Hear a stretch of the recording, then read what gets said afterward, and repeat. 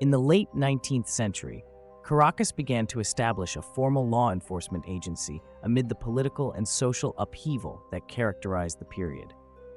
By the 1880s, the city faced increasing challenges related to urbanization, as the influx of people from rural areas led to rising crime rates and instability. The necessity for a structured police force became evident as local officials sought to maintain order and enforce societal norms. Initially, the Caracas police were tasked with functions that focused predominantly on local order and crime prevention. These early officers were not only responsible for patrolling the streets, but also for addressing petty crimes, disputes, and public disturbances. Their presence was essential in fostering a sense of security in a rapidly changing urban environment. The police operated mainly as a reactive entity, responding to crimes after they occurred rather than actively preventing them, illustrating the rudimentary nature of enforcement during this early period. The establishment of the police in Caracas was significantly influenced by key political figures, most notably General Juan Vicente Gómez. As a central figure in Venezuela's political landscape, Gómez played a crucial role in shaping the functions and organization of the police force. Gómez's ascent to power began in the early 20th century, and he leveraged the police to solidify his control over Caracas and beyond. Under his regime, law enforcement transitioned from a simple municipal service to an essential instrument of political power. By intertwining police operations with the state's interests, Gómez set a precedent for how law enforcement could be utilized to suppress dissent and maintain authority. Through the early decades of the 20th century, as Gómez solidified control, the police gradually expanded their operational scope. The force began to undertake more complex tasks, which included surveillance of political opponents and the enforcement of Gómez's mandate across various spheres of society. This shift not only marked a transformation in the police's primary functions, but also initiated a journey towards becoming an arm of political enforcement that would define Venezuela's governance in the decades to come. In 1935, the death of Gómez signaled a substantial shift in Venezuela's political climate. The country saw a struggle for power that involved various factions, each aiming to assert its dominance. During this time, political leaders, including Rómulo Betancourt, emerged, advocating for political reforms and an end to autocratic rule. In the ensuing chaos, the reliance on police as an enforcer of political agendas became more pronounced.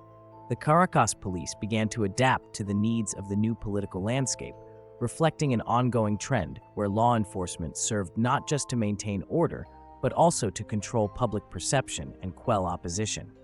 The intertwining of police power with politics during these formative years laid the groundwork for contemporary dynamics within Venezuela's political system. Understanding this evolution is critical, as it highlights how law enforcement agencies can shift from serving the public to being wielded as tools of repression within the broader context of political power struggles. This legacy of policing as a mechanism of state control persists today, influencing current political actors, including Nicolás Maduro's regime and figures like Diosdado Cabello, who exemplify the continuity of political enforcers in Venezuelan history. Under the authoritarian regime of General Juan Vicente Gómez, who ruled Venezuela from 1908 to 1935, the Caracas police underwent significant transformation, evolving into a formidable political enforcer rather than merely a local law enforcement agency. Gómez's rise to power was marked by a strong reliance on military force, which permeated the police structure, leading to the militarization of the force. This shift allowed the police to operate not just as a measure of public safety, but as a tool for political repression. With Gómez at the helm, the Caracas police adopted various repression tactics aimed at quelling dissent. Opposition parties were increasingly targeted, with police action extending beyond crime prevention to suppress any signs of political opposition. The regime leveraged its control over the police to monitor and intimidate political rivals, effectively stifling free expression and consolidating Gómez's grip on power. Under this environment, any dissenting voices risked arrest, torture, or worse, creating a climate of fear intended to maintain Gómez's regime and deter potential uprisings. In this context, the police became instrumental in maintaining political stability for Gómez, as well as his successors.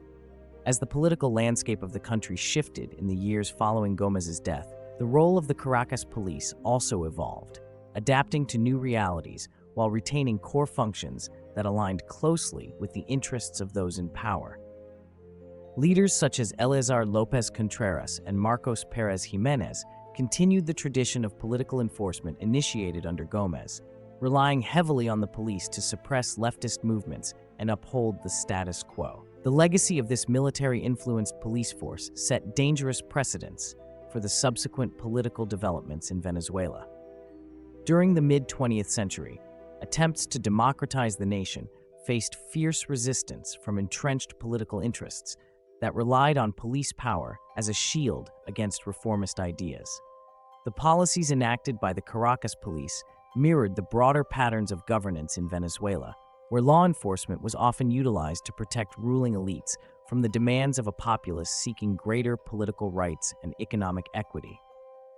This historical narrative reveals a troubling continuity in Venezuela's political conduct, suggesting a cyclical dependence on police forces to curb dissent across different regimes. As political powers shifted, so too did the nature of police intervention, reflecting an enduring reliance on coercive strategies. Even as Venezuela entered a democratic phase in the late 1940s, the ghosts of earlier practices lingered, with the police's reputation further tarnished by their historical associations with authoritarian violence and political corruption.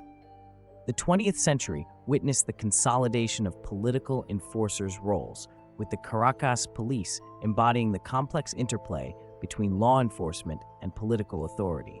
This entangled legacy continues to resonate in contemporary Venezuela, where the tools of repression and social control remain prominently at the forefront of governance. As seen today, Nicolás Maduro's administration and figures like Diosdado Cabello illustrate the alarming persistence of these patterns, reinforcing the notion that the past continues to inform current political dynamics, raising pressing questions about the future of civil liberties in the nation. Understanding this evolution is not merely of historical interest, but vital for comprehending the contemporary struggles for power, justice, and accountability in Venezuela. The end of World War II marked a significant turning point for Venezuela, ushering in an era of profound political change. As the global landscape shifted, so too did the internal dynamics of Venezuelan society. The triumphant allies led to increased calls for democratic reforms within the country, a sentiment that echoed through the streets of Caracas. This period catalyzed a wave of political activism, culminating in a re-evaluation of governmental structures, including law enforcement. In 1945, the political landscape was irrevocably altered with the rise of Romulo Betancourt, a key figure in the Venezuelan Democratic Action Party. Under Betancourt's leadership, the Caracas police underwent a significant transformation, evolving from a mere enforcement body into a tool for political control and enforcement of the new democratic ideals. The creation of new police structures was not just about law enforcement. It was about instilling a sense of vigilance and defense against perceived threats to the government. With his administration, Betancourt emphasized the need for a police force that would not only protect the state, but also actively suppress dissent that threatened the national agenda. This dual role of the police became even more pronounced in the 1950s. As Betancourt and his allies sought to solidify their grip on power, political squads emerged within the Caracas police, tasked specifically with identifying, infiltrating, and disabling opposition movements. These squads often operated with a level of autonomy, underpinned by a culture of impunity that allowed them to engage in acts of intimidation and violence against rivals. The tactics employed during this era drew heavily from the legacy of police chief José Antonio Briceño, whose militarized approach to policing had set dangerous precedents during the Gómez regime.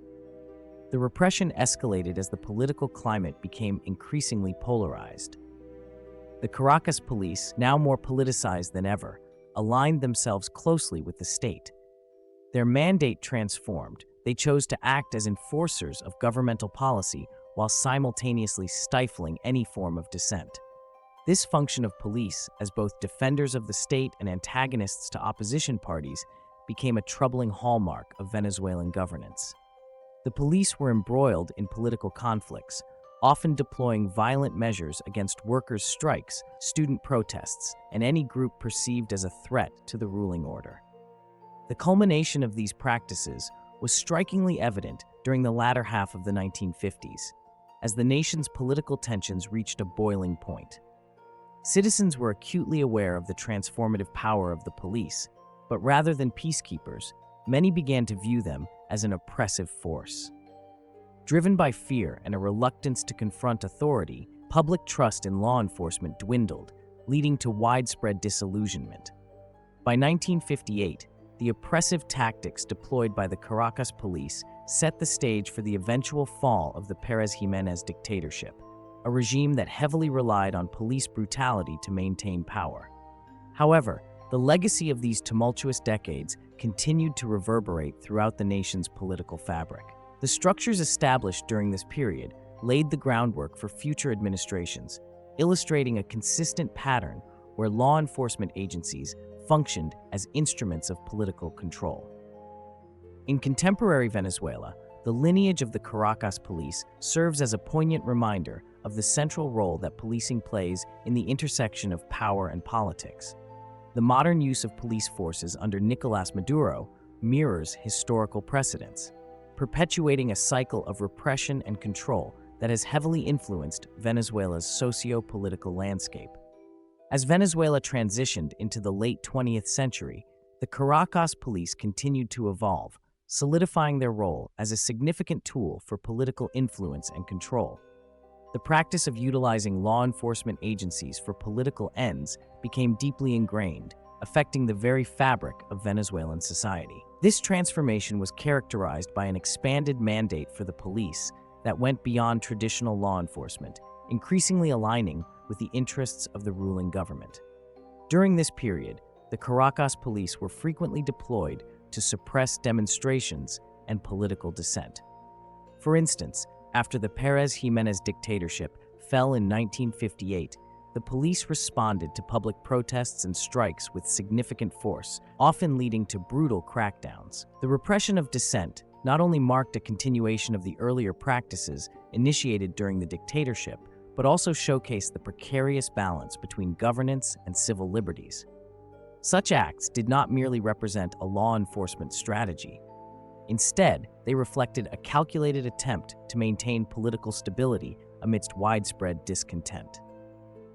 The legacy of politically motivated policing became more pronounced with each passing year. As different administrations came to power, the police force remained a favored instrument for those in authority to extend their reach and squash opposition. This practice can be traced directly to earlier historical models established in the early 20th century, where loyalty to political leaders often took precedence over adherence to the law. Comparatively, the contemporary political dynamics under Nicolás Maduro present a stark reflection of this historical pattern. Maduro's regime has maintained close ties to the security forces, relying heavily on police and military resources to quell unrest and enforce political control. Figures like Diosdado Cabello, an influential leader in Venezuela's political landscape, exemplify how modern political enforcers wield substantial power and manipulate law enforcement agencies as instruments of authority. The structure established by earlier governments has found resonance in today's tactics, often leading to violent confrontations with protesters and inevitable human rights abuses. Under Maduro's leadership, the Caracas police have been implicated in numerous incidents of repression aimed at stifling opposition voices. For example, reports indicate that police have frequently intervened against peaceful protesters, employing excessive force and detaining individuals arbitrarily. This alarming continuity highlights the inherent dangers of allowing law enforcement agencies to act primarily as tools of political control rather than impartial arbiters of justice.